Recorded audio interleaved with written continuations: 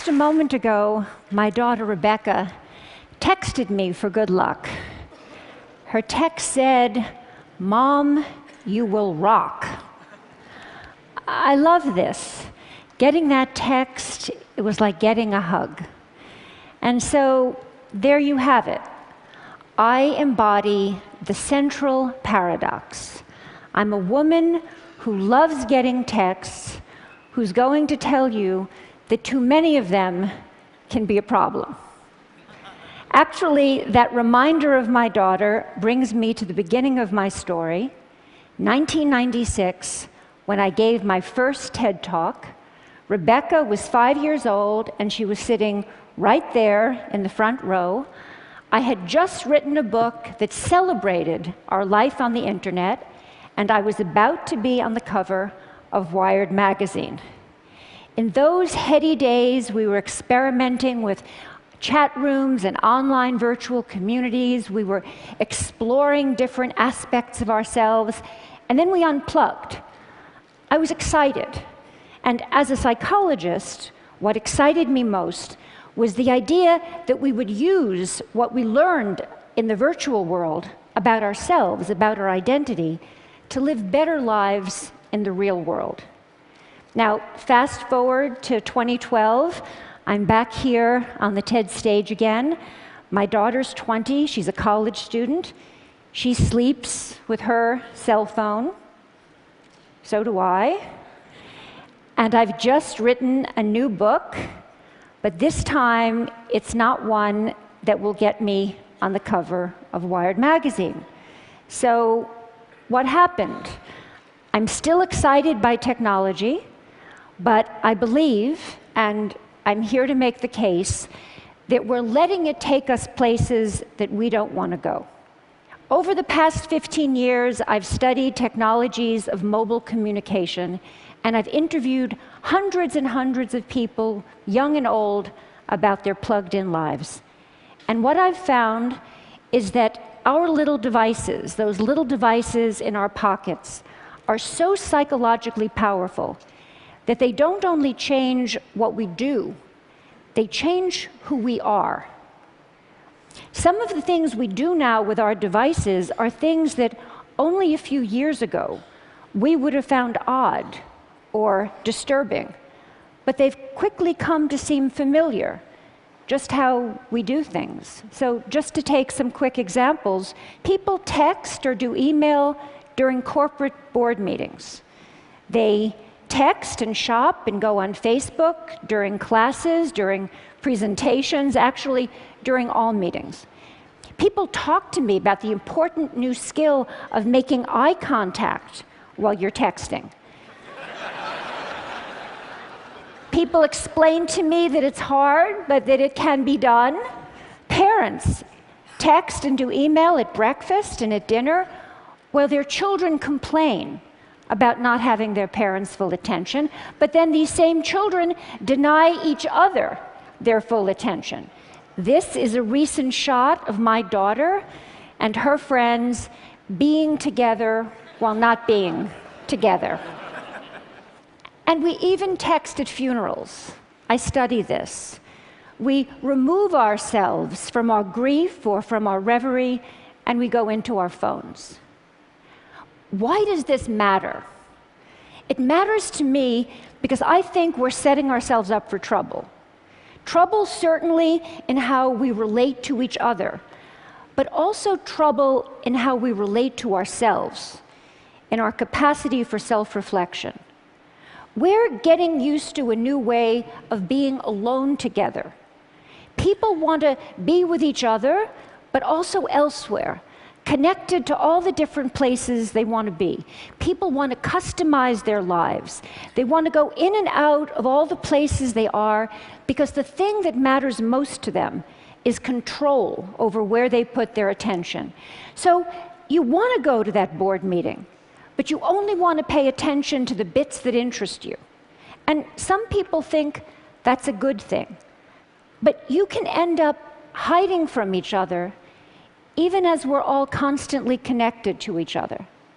A 50-year-old businessman laments to me that he feels he doesn't have colleagues anymore at work. When he goes to work, he doesn't stop by to talk to anybody, he doesn't call, and he says he doesn't want to interrupt his colleagues because he says they're too busy on their email.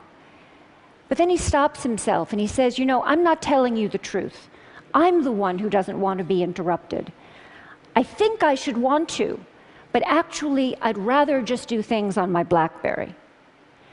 Across the generations, I see that people can't get enough of each other if and only if they can have each other at a distance in amounts they can control. I call it the Goldilocks effect. Not too close, not too far, just right. But what might feel just right for that middle-aged executive can be a problem for an adolescent who needs to develop face-to-face relationships.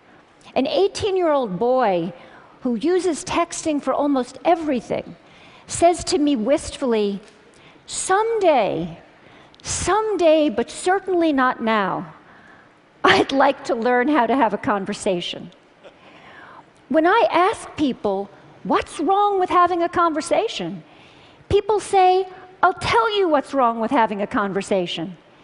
It takes place in real time, and you can't control what you're going to say. So that's the bottom line.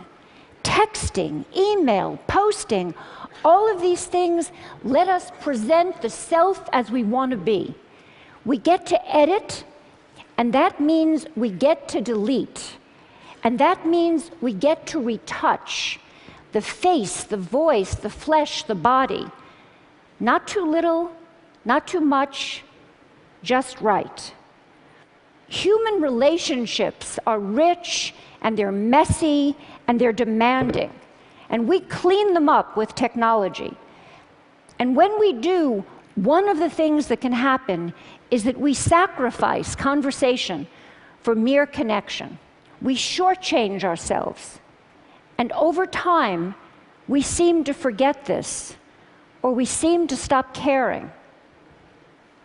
I was caught off guard when Stephen Colbert asked me a profound question. A profound question. He said, don't all those little tweets, don't all those little sips of online communication add up to one big gulp of real conversation? My answer was no, they don't add up. Connecting in sips may work for gathering discrete bits of information.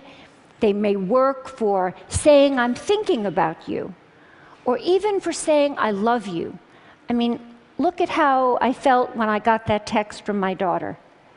But they don't really work for learning about each other, for really coming to know and understand each other.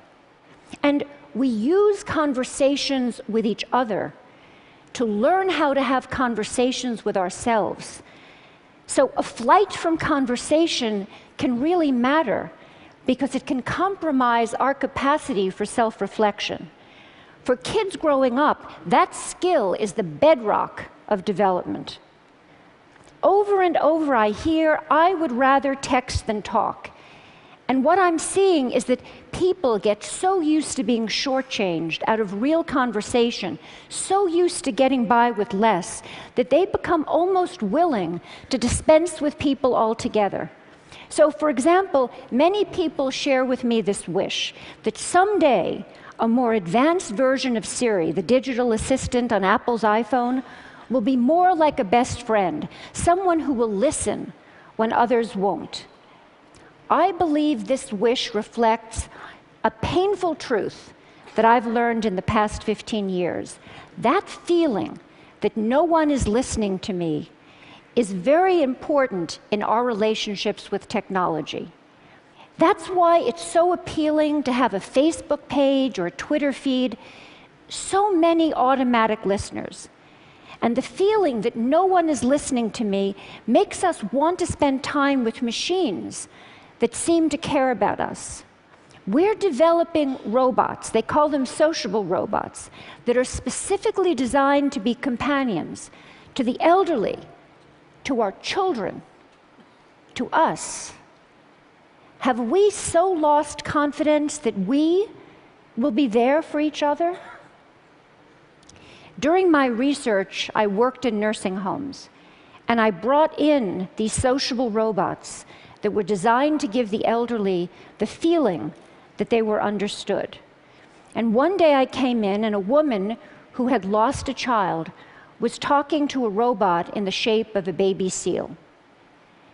It seemed to be looking in her eyes. It seemed to be following the conversation. It comforted her. And many people found this amazing. But that woman was trying to make sense of her life with a machine that had no experience of the arc of a human life. That robot put on a great show. And we're vulnerable. People experience pretend empathy as though it were the real thing. So, during that moment, when that woman was experiencing that pretend empathy, I was thinking, that robot can't empathize. It doesn't face death. It doesn't know life. And as that woman took comfort in her robot companion, I didn't find it amazing. I found it one of the most wrenching, complicated moments in my 15 years of work. But when I stepped back, I felt myself at the cold, hard center of a perfect storm. We expect more from technology and less from each other. And I ask myself, why have things come to this?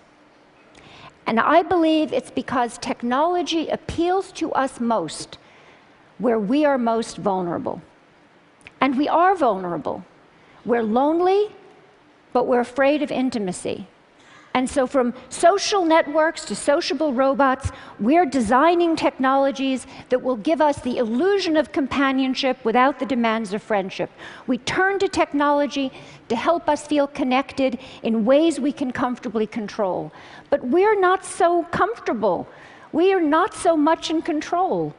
These days, those phones in our pockets are changing our minds and hearts because they offer us three gratifying fantasies. One, that we can put our attention wherever we want it to be. Two, that we will always be heard. And three, that we will never have to be alone. And that third idea, that we will never have to be alone, is central to changing our psyches.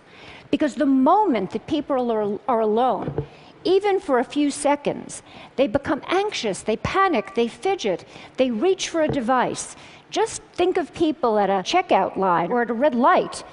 Being alone feels like a problem that needs to be solved, and so people try to solve it by connecting. But here, connection is more like a symptom than a cure. It expresses, but it doesn't solve an underlying problem. But more than a symptom, constant connection is changing the way people think of themselves. It's shaping a new way of being. The best way to describe it is, I share, therefore I am.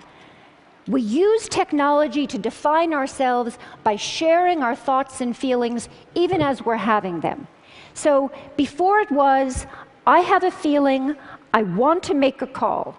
Now it's, I want to have a feeling, I need to send a text. The problem with this new regime of I share, therefore I am, is that if we don't have connection, we don't feel like ourselves. We almost don't feel ourselves. So what do? We connect more and more. But in the process, we set ourselves up to be isolated. How do you get from connection to isolation? You end up isolated if you don't cultivate the capacity for solitude, the ability to be separate, to gather yourself. Solitude is where you find yourself so that you can reach out to other people and form real attachments. When we don't have the capacity for solitude, we turn to other people in order to feel less anxious or in order to feel alive. When this happens, we're not able to appreciate who they are. It's as though we're using them as spare parts to support our fragile sense of self. We slip into thinking that always being connected is going to make us feel less alone. But we're at risk, because actually it's the opposite that's true. If we're not able to be alone, we're going to be more lonely. And if we don't teach our children to be alone, they're only going to know how to be lonely. When I spoke at TED in 1996, reporting on my studies of the early virtual communities, I said, those who make the most of their lives on the screen come to it in a spirit of self-reflection. And that's what I'm calling for here, now. Reflection, and more than that, a conversation about where our current use of technology may be taking us, what it might be costing us. We're smitten with technology, and we're afraid, like young lovers, that too much talking might spoil the romance. But it's time to talk. We grew up with digital technology, and so we see it as all grown up. But it's not. It's early days. There's plenty of time for us to reconsider how we use it, how we build it. I'm not suggesting that we turn away from our devices, just that we develop a more self-aware relationship with them, with each other, and with ourselves. I see some first steps. Start thinking of solitude as a good thing. Make room for it. Find ways to demonstrate this as a value to your children. Create sacred spaces at home, the kitchen, the dining room, and reclaim them for conversation. Do the same thing at work. At work, we're so busy communicating that we often don't have time to think. We don't have time to talk about the things that really matter. Change that. Most important, we all really need to listen to each other, including to the boring bits, because it's when we stumble or hesitate or lose our words that we reveal ourselves to each other. Technology is making a bid to redefine human connection, how we care for each other, how we care for ourselves, but it's also giving us the opportunity to affirm our values and our direction. I'm optimistic. We have everything we need to start. We have each other, and we have the greatest chance of success if we recognize our vulnerability, that we listen when technology says it will take something complicated and promises something simpler. So in my work, I hear that life is hard, relationships are filled with risk, and then there's technology. Simpler, hopeful, optimistic, ever young. It's like calling in the cavalry. An ad campaign promises that online and with avatars, you can, quote, finally, love your friends, love your body, love your life. Online and with avatars. We're drawn to virtual romance, to computer games that seem like worlds, to the idea that robots will someday be our true companions. We spend an evening on the social network instead of going to the pub with friends. But our fantasies of substitution have cost us. Now we all need to focus on the many, many ways technology can lead us back to our real lives, our own bodies, our own communities, our own politics, our own planet. They need us. Let's talk about how we can use digital technology, the technology of our dreams, to make this life the life we can love. Thank you.